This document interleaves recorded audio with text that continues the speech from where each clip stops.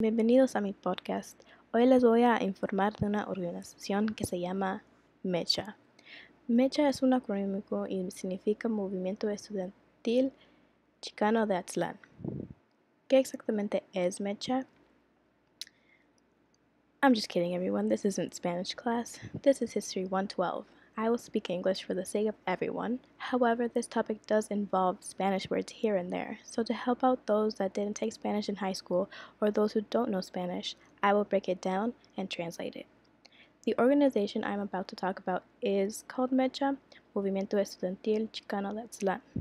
It's Spanish, of course. So I will translate the meaning of it and why it's called MEChA.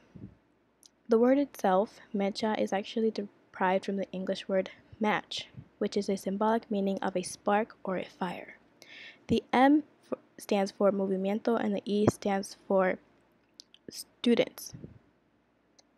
The CH is actually a letter from the Spanish alphabet, and that is why the C is capitalized and the H is lowercase. The CH stands for Chicana or Chicano, and a Chicano or Chicana is an American-born citizen who descends from Mexican culture or Aztec culture. However, there is a term called Chicanx. This term means the same thing as a Chicano or a Chicana, but instead of ending with a masculine feminine letter, the X is gender neutral. The A stands for Aztlán, in which Aztlán was the lost homeland of the indigenous people. And now, if you remember from the first slide, MEChA has a logo that they are known for. However, when MEChA was first established, their logo looked like this. In the center of it is the face of Cuauhtémoc, the last Aztec emperor. The words encircling it reads, Por mi raza habla el espíritu, which translates to the spirit speaks through my race. Now, years later, their logo looks like this. The words below read La unión hace la fuerza, which translates to with unity there is strength. And within it has a few symbolic features like the eagle that represents freedom, and it also is taken from the Mexican flag. In the left talon of the eagle, it is a lit stick of dynamite that represents the ignition or spark by social revolution. In the right talon of the eagle is called a macuit, an Aztec sword. Alright, let's move on to what exactly is MEChA, now that we have a basic knowledge. MEChA is an organization started by Chicanx students and was established in 1969 in Santa Barbara, California.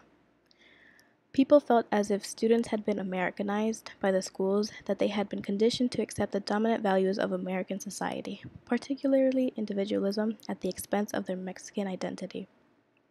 And so, this organization sought out for social justice and equality in higher education, cultura, and historia. There were a few reasons as to why MEChA was created, or what led to the creation of MEChA.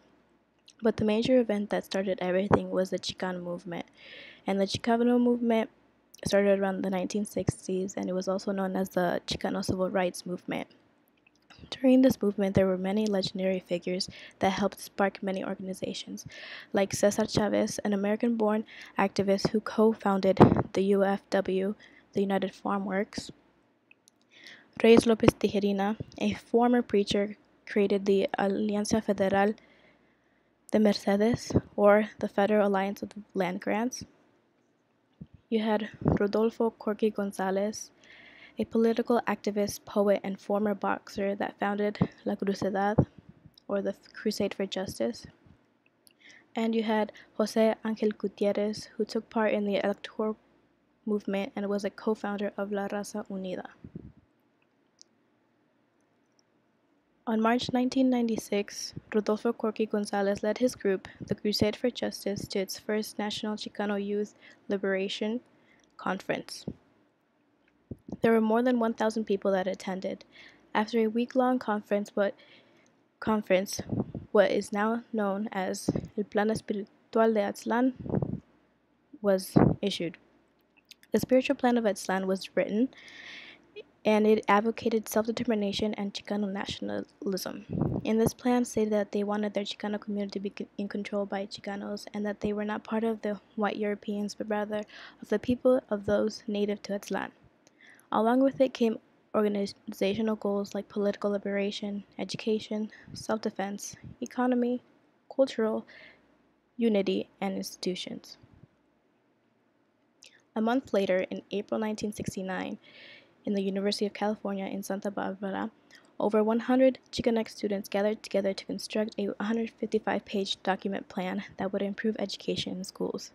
El Plan de Santa Barbara, a Chicano plan for higher education, was written. This plan was written as a design for implementing Chicano studies programs throughout the University of California system.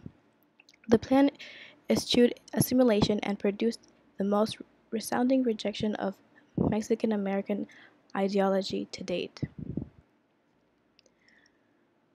So because of the Chicano movement, it led to MEChA, in which the term Chicanismo was created.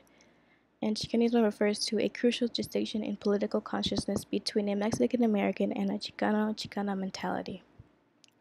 Along with that, Chicano studies were implemented into schools in order to teach about history and culture, with also on-campus Chicano programs, in which was open to anyone that had an interest in it. As well as bilingual teaching was accepted, which meant that one could teach in Spanish. And that is all I have. I hope you learned something new, and I hope you have a wonderful day. This has been mi podcast. Adios.